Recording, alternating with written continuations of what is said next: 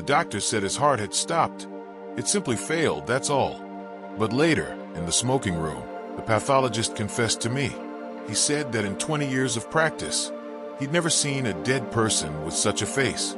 As if this man had experienced something so terrible before death that his features were forever frozen in a silent scream. And next to the body, they found only an old, faded photograph.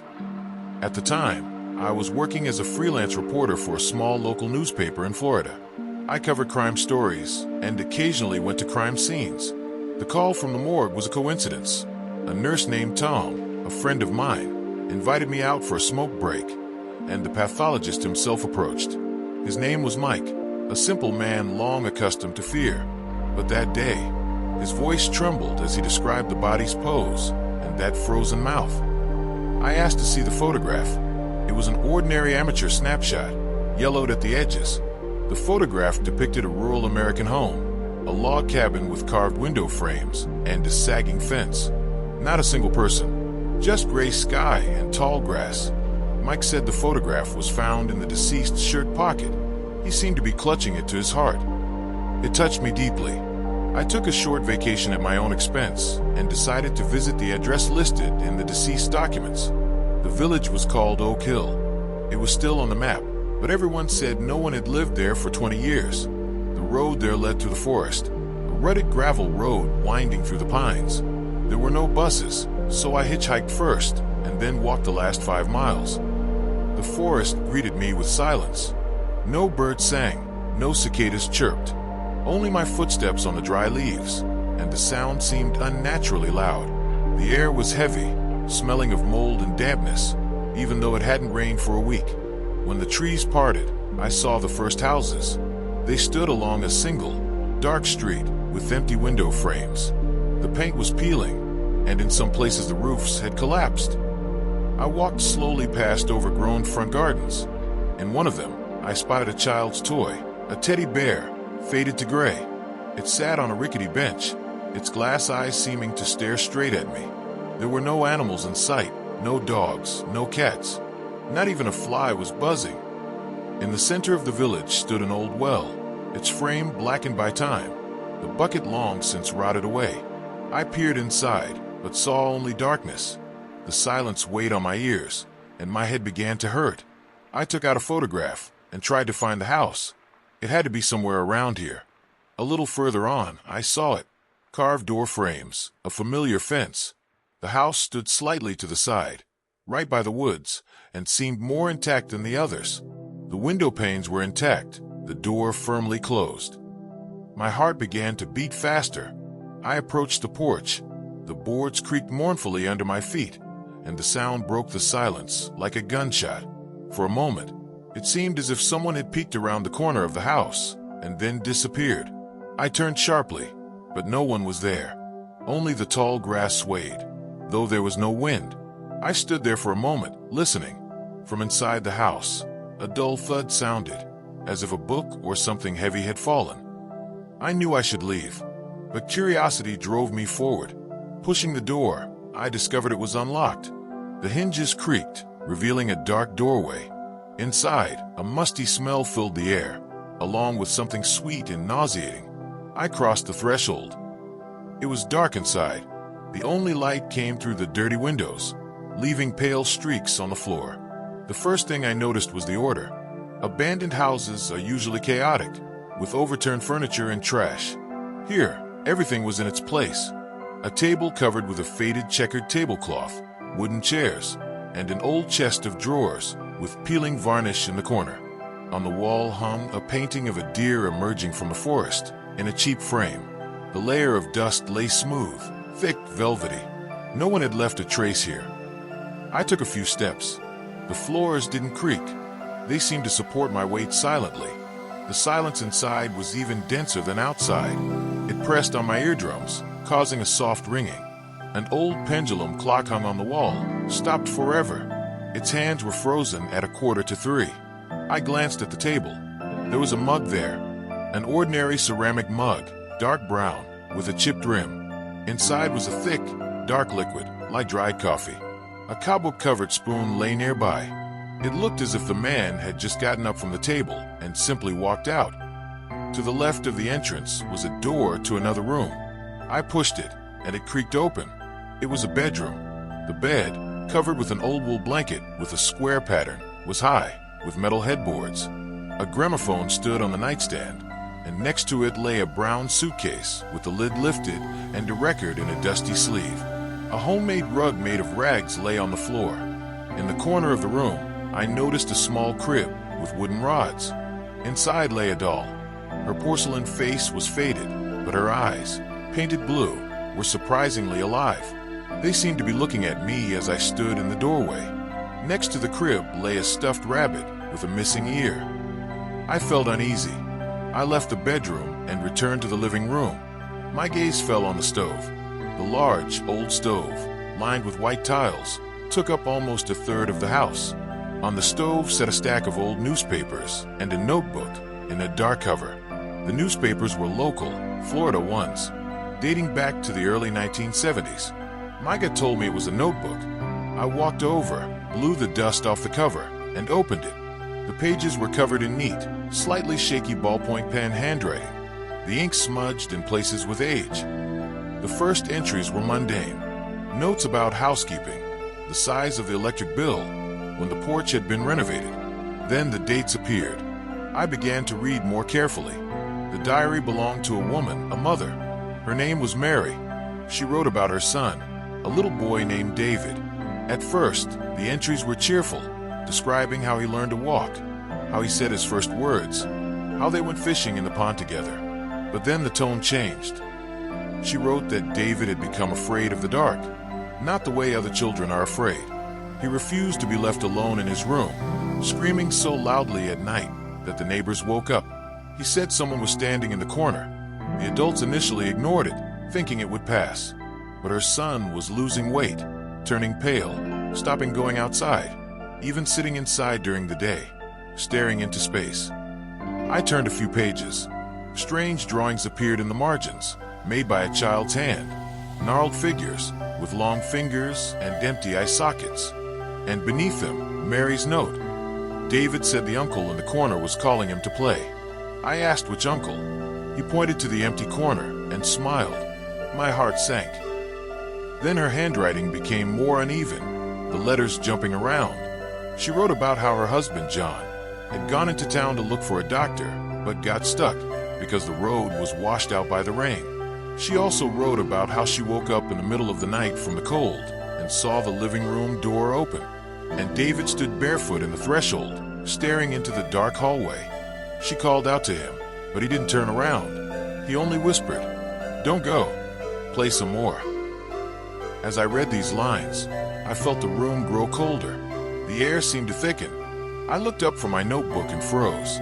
The bedroom door, which I had left ajar, was now firmly closed. I distinctly remembered not touching it. My heart sank. I sat motionless, afraid to breathe. And then I heard a sound, a soft, scraping sound. It came from behind the stove. It sounded like someone was slowly and rhythmically running a fingernail across wood. SCRR, SCRR, SCRR. The sound faded, then grew louder. I clutched the notebook in my hands, my knuckles turning white. It felt like something that had no place in this world was about to emerge from behind the slab. SCRR, SCRR. I froze, clutching my notebook. The scraping noise behind the stove continued. It grew louder, more rhythmic, as if someone were clawing at the wall from the inside, trying to get out. The air around me grew so cold that my exhalation turned into clouds of steam. Logic screamed at me, "Run," but my feet felt rooted to the floor. SKRRT, SKRRT, SKRRT. The sound suddenly ended. The silence broke again, heavy as cotton wool. I swallowed, feeling my throat go dry. Slowly, trying not to creak the floorboards, I rose from my chair. I clutched the notebook to my chest like a shield. I needed to see what was there, or make sure there was nothing there. I took a step toward the stove. Another. The edge of the stove was getting closer. My heart pounded somewhere in my throat, throbbing in my temples. I reached out, touched the cold tiles, and peered around the corner. There was no one there. An empty corner, littered with old logs and a rusty bucket. Thick cobwebs hung from the ceiling, untouched. I exhaled, but there was no relief. In the corner, on the floor, I noticed fresh scratches on the wood, deep grooves, as if left by long fingernails. They weren't there on the dusty floor. They had cut through the wood itself. I stumbled back and bumped into something hard. Turning sharply, I saw only the door frame, but for a second, I thought I saw the silhouette of a child flicker in the bedroom doorway, a small figure that immediately disappeared into the darkness of the room. I wanted to scream, but my voice was gone. Instead, I rushed to the exit. I grabbed the doorknob and pulled. The door didn't open. I pulled harder, pushing hard against the wood. It was useless. I felt sick with fear. I started pounding on the door with my fists, but it didn't budge, as if it were made of stone rather than wood. From the depths of the house, behind me, came a quiet laugh, a childish, shrill laugh, echoing through the empty rooms. It was coming from the bedroom. I turned around and pressed my back to the door. There was no one in the bedroom doorway, only darkness, thick as tar. And then, from that darkness, a hand appeared, a small child's hand, pale, almost translucent. It grabbed the doorframe, and a leg followed. The child, a boy of about 5, emerged from the bedroom. He was dressed in old striped pajamas and barefoot. His face was downcast, looking at the floor. His blonde hair covered his eyes. He took a step toward me, then another. I couldn't move. I froze in icy paralysis. The boy came very close, stopped 2 meters away, and slowly raised his head. His face was gone. Where his eyes, nose, and mouth should have been, there was only smooth skin, pale and taut as a drum. But it was looking at me. I felt that gaze with every cell of my being. The air around the boy shimmered and sparkled with the cold. He raised his hand and extended it toward me. His small fingers twitched, as if he wanted to touch me. His lips, or rather, where they should have been, moved. And I heard a voice right in my head, thin, plaintive, distorted by static, like an old radio broadcast. "Play with me," the voice said. "I'm cold. Everyone's gone. Play with me." I squeezed my eyes shut as tightly as I could. Only one thought flashed through my head. This is a dream. This is a nightmare. Now I'll open my eyes and nothing will happen. I squeezed my eyelids shut so hard that multicolored circles flashed before my eyes. When I opened them, the boy was standing right next to me. His empty face was inches from mine. I smelled something, the sweet scent of rotting flowers and damp earth. A small, cold hand lay on my cheek. The scream I'd been holding back all this time burst forth. I screamed, pushed away from the door, swung it open, and this time it gave way. I flew out onto the porch, tripped, fell, my palms bleeding.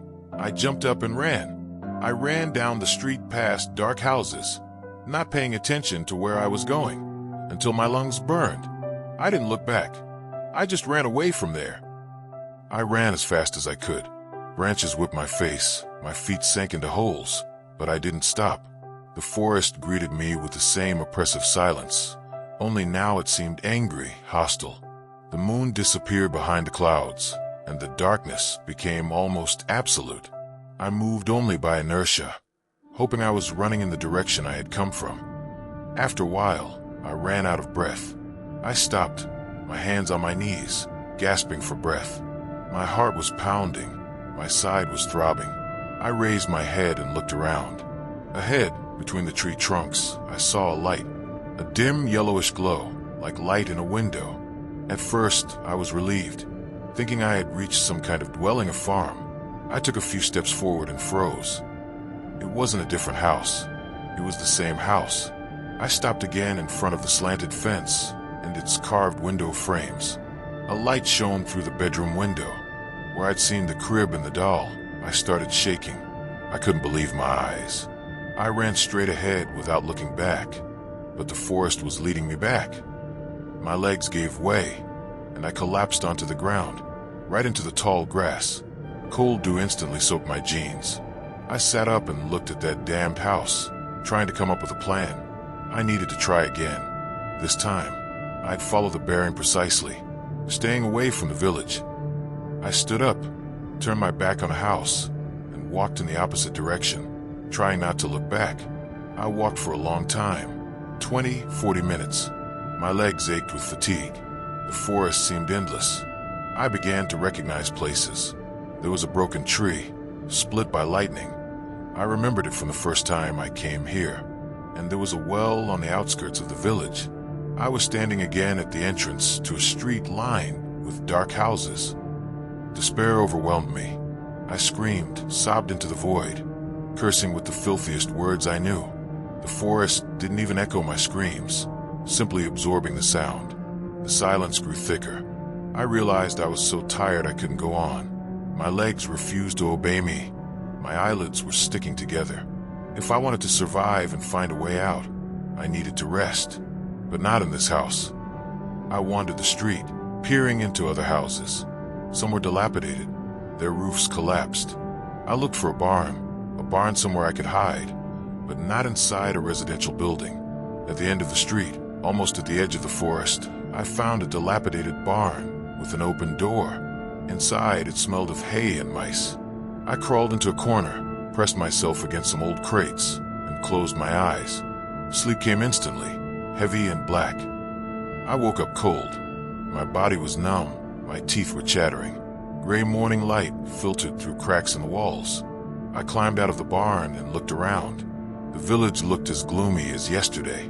But was it my imagination, or had the fog creeping across the ground grown thicker? It swirled at my feet, sticky and cold.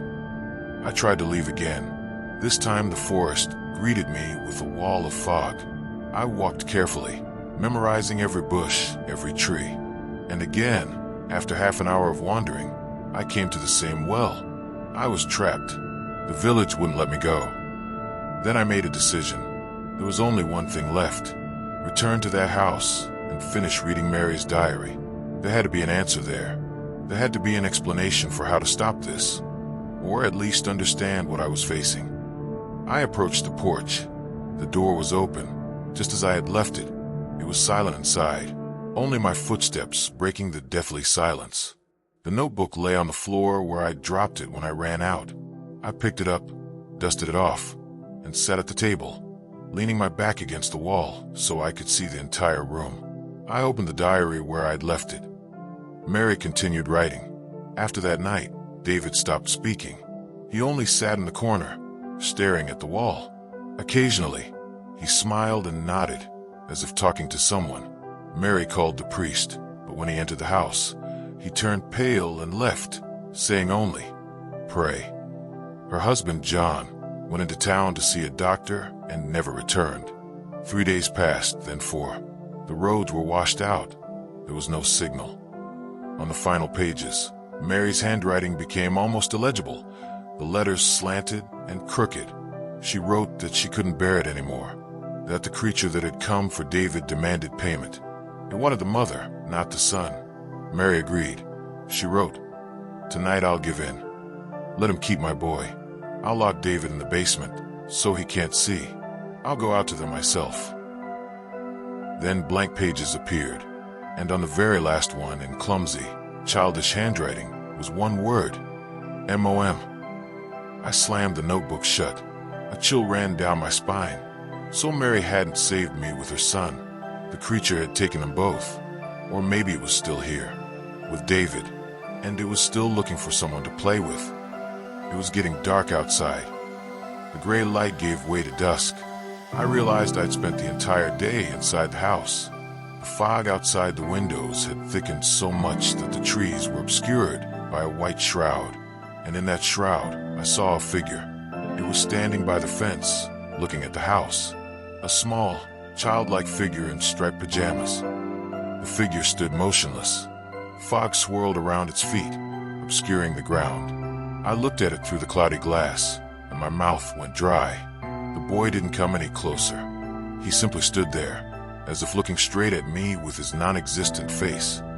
I pulled back from the window, pressing my back against the wall. One thought throbbed in my head. He's waiting for it to get completely dark, so he can come in, so he can invite me to play again. I frantically looked around the room, searching for an exit, a weapon, anything. My gaze fell on the stove. That's where the sound had come from yesterday. Scratches on the floor in the corner behind the wooden board. Something was there. Carefully, trying not to make any noise, I approached the stove. The scratches on the floor led not to the wall, but to a floorboard that looked different, slightly lighter than the others. I knelt down, dug my nails into the crack, and pulled. The board didn't give way immediately, but rose with a soft creak. Beneath it lay a dark void, a basement. From there came the smell of cold, damp earth, the same scent I'd smelled in the boy's hand. I froze, listening. Outside, silence. I took a lighter from my pocket and clicked the wheel. The small flame illuminated part of the basement. I saw a dirt floor, old cans, and scattered potatoes. And in the corner, something white. I looked closer. It was a child's shirt, small, covered in dark spots. Lying nearby was a stuffed dog, the same one, missing an ear, that I'd seen by the crib. I felt sick. These were David's things, or what was left of them. I was about to close the floorboard when I noticed something else in the corner of the basement. A dark package wrapped in old cloth. I reached out as far as I could and grabbed the edge. The cloth was cold and damp. I picked it up. Unfolding it with trembling hands, I saw an old photograph, the very one the deceased had in his pocket. Only here in the original, it showed more than just a building. People were standing on the porch.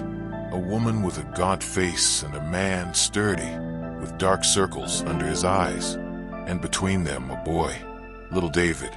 His face in the photograph was blurry, as if he had moved when the picture was taken, his features merging into one pale spot.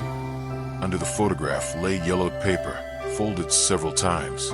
I unfolded it. It was a letter, written in the same handwriting as the diary. Mary's last letter. If you're reading this, it means you've come for us. Don't. Run while you can. David is not alone anymore. He took us both, but that's not enough. He expects more. He feeds on fear and loneliness. I'm locking this letter in the basement with David's things. Maybe someday, whoever finds them will have time to leave. Don't listen to his voice. Don't look at him. And most importantly, don't agree to play. Otherwise, you'll stay here forever, just like us. Mary. I reread the letter twice. My fingers were numb, even though the room wasn't that cold. It was completely dark outside. I looked toward the entrance. The door was closed, but on the glass on the window itself, I saw the imprint of a small hand, as if someone had pressed a hand against it from the other side. The floor creaked. Somewhere behind me, I spun around, clutching the letter in my fist. The boy stood in the bedroom doorway. He was here inside. His empty face was turned toward me, and I felt that icy gaze piercing me again. "You found my toys," said the voice in my head. "Play with me. I'm bored. Mom's not here. Dad's not here. Everyone's gone. Play with me." He stepped forward. I retreated until my back hit the wall. The boy approached, his bare feet padding silently across the dusty floor. The air around him froze.